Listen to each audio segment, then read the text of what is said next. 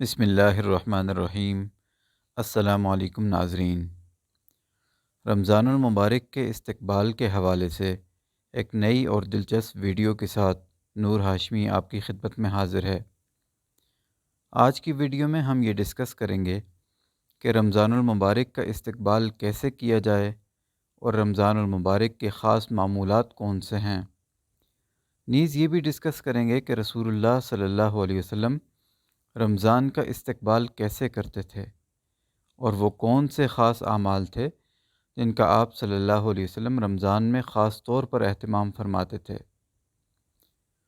آگے بڑھنے سے پہلے اگر آپ نے ابھی تک اس چینل کو سبسکرائب نہیں کیا تو کائنڈلی اس کو سبسکرائب کر دیں تاکہ اسلامی موضوعات پر آنے والی نئی ویڈیوز آپ کو بآسانی مل سکیں۔ ناظرین اکرام، ویسے تو اللہ تعالیٰ کی طرف سے پیدا کردہ تمام مہینے اور دن ایک جیسے ہیں، چاہے رمضان مبارک کا مہینہ ہو یا غیر رمضان ہو۔ سورج ویسے ہی طلوع ہوتا ہے پھر غروب ہو جاتا ہے، دن میں روشنی ہوتی ہے، رات کو تاریکی ہوتی ہے۔ سورج و چاند کی گردش ایسے ہی اسی طریقے سے چلتی رہتی ہے۔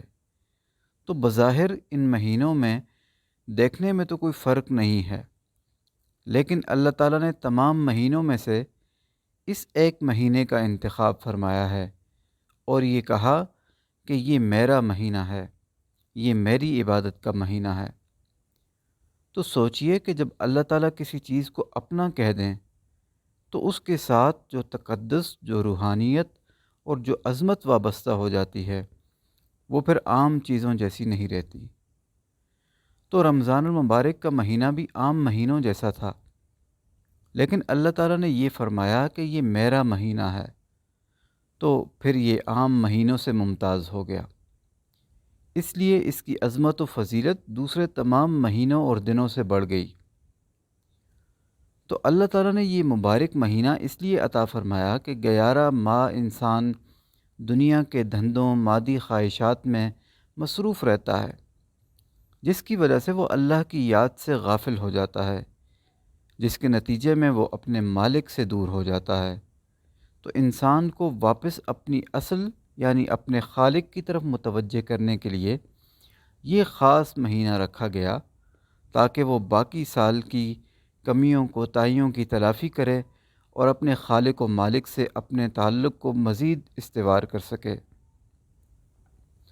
آپ دیکھتے ہیں کہ جیسے کسی مشین کو کچھ عرصہ استعمال کرنے کے بعد اس کی سروس کی ضرورت محسوس ہوتی ہے، تو ہو بہو ویسے ہی انسان کی سروس اور دل کی صفائی کے لیے اللہ تعالیٰ کی طرف سے رمضان المبارک کا مہینہ مقرر کیا گیا ہے۔ رمضان المبارک مسلمانوں کے لیے اللہ تعالیٰ کا وہ خاص تحفہ ہے کہ جس میں اللہ تعالیٰ کی طرف سے انوار و برکات کا ایک سیلاب آتا ہے اور اس کی رحمتیں اور برکتیں موسلا دھار بارش کی طرف برستی رہتی ہیں۔ بلکہ یہ کہا جائے تو بے جا نہ ہوگا کہ رمضان المبارک نیکیوں کا موسم بہار ہے۔ آپ سب نے یہ حدیث ضرور سنی ہوگی کہ جب رجب کا مہینہ آتا تو رسول اللہ صلی اللہ علیہ وسلم یہ دعا مانگا کرتے تھے، اللہم بارک لنا فی رجب و شعبان وبلغنا فی رمضان، کہ اے اللہ ہمیں رجب و شعبان کے مہینے میں برکت عطا فرما اور ہمیں رمضان تک پہنچا دے، یعنی ہماری عمر اتنی دراز کر کہ ہمیں رمضان نصیب ہو جائے۔ غور کیجئے کہ آپ صلی اللہ علیہ وسلم رمضان سے 2 مہینے پہلے ہی رمضان کے شوق اور اس کا اظہار کر رہے ہیں۔ ایسا وہی شخص کر سکتا ہے کہ جسے اس مہینے کی قدر و قیمت کا اندازہ ہو۔ رسول اللہ صلی اللہ علیہ وسلم کے زمانے میں جب رمضان آیا تو آپ نے لوگوں کو جمع کر کے ایک خطبہ ارشاد فرمایا کہ اے لوگو، تم پر عظمت و برکت والا ایک مہینہ سایہ فگن ہونے جا رہا ہے، اور اس مہینے کی ایک رات یعنی شب قدر 1000 مہینوں سے بہتر ہے۔ اس مہینے کے روزے اللہ نے فرض کیے ہیں اور اس کی راتوں میں اللہ کے حضور کھڑے ہونے کو نفل عبادت مقرر کیا گیا ہے۔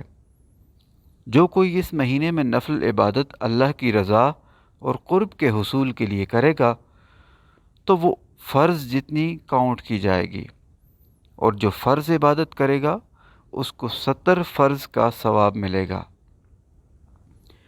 یہ مہینہ صبر کا ہے اور صبر کا بدلہ جنت ہے، اور یہ مہینہ لوگوں کے ساتھ ہمدردی اور غمخواری کا مہینہ ہے۔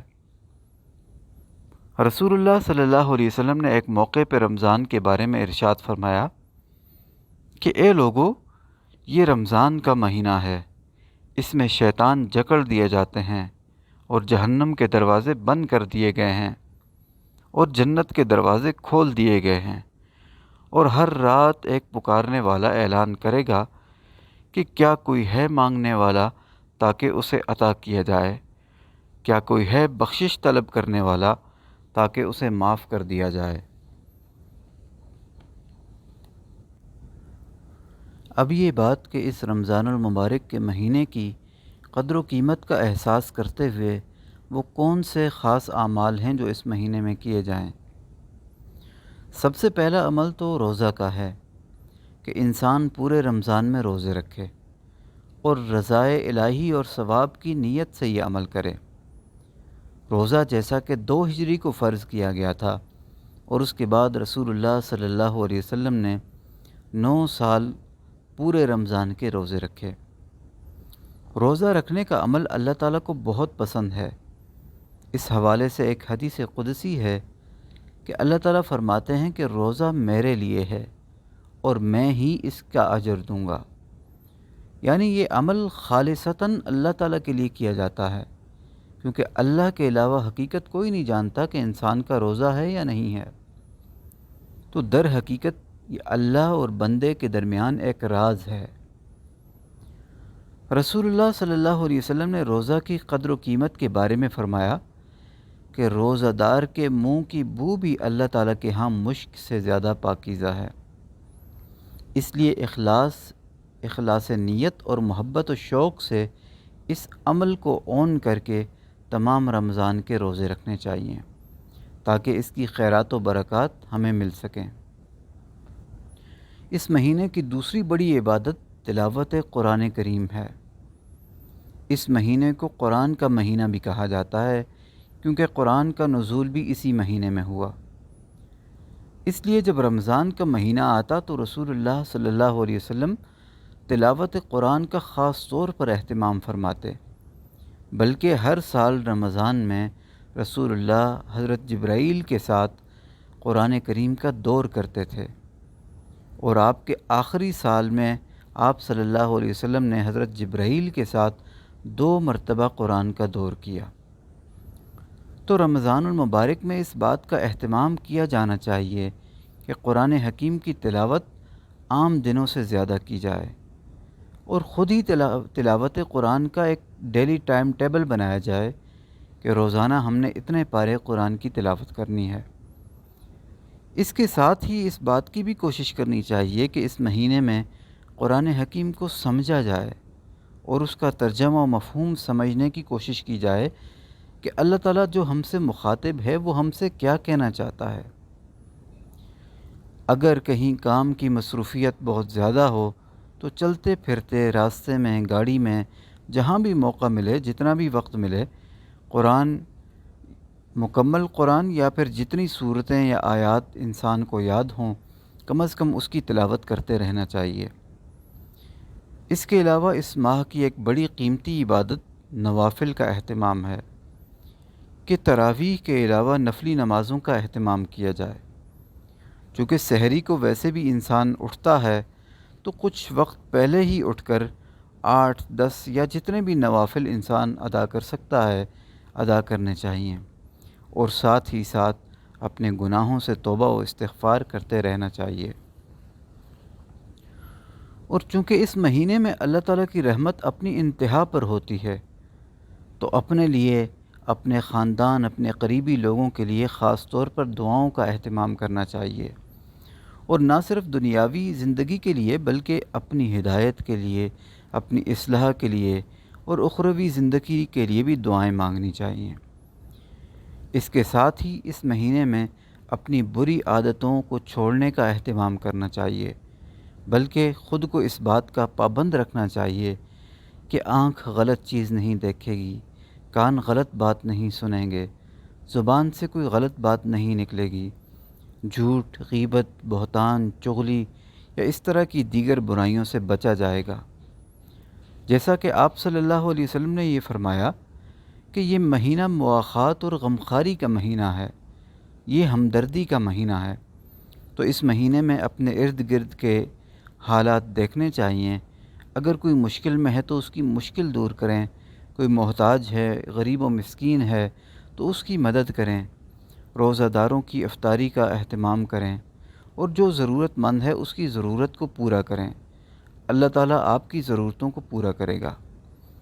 اللہ تعالیٰ سے یہ دعا ہے کہ وہ ہمیں اس رمضان کی قدر کرنے کی توفیق نصیب فرمائے۔ اس کے ساتھ ہی ہماری آج کی ویڈیو ختم ہوتی ہے۔ اگر آپ کو یہ ویڈیو پسند آئے تو کائنڈلی اس کو اپنے دوستوں سے ضرور شیئر کیجیے۔ اگلی ویڈیو میں انشاءاللہ روزہ کے شرعی مسائل کے بارے میں اویئرنیس سیشن ہوگا، اور روزہ سے متعلق ضروری مسائل اور ان کے شرعی جوابات ذکر کیے جائیں گے۔ والسلام۔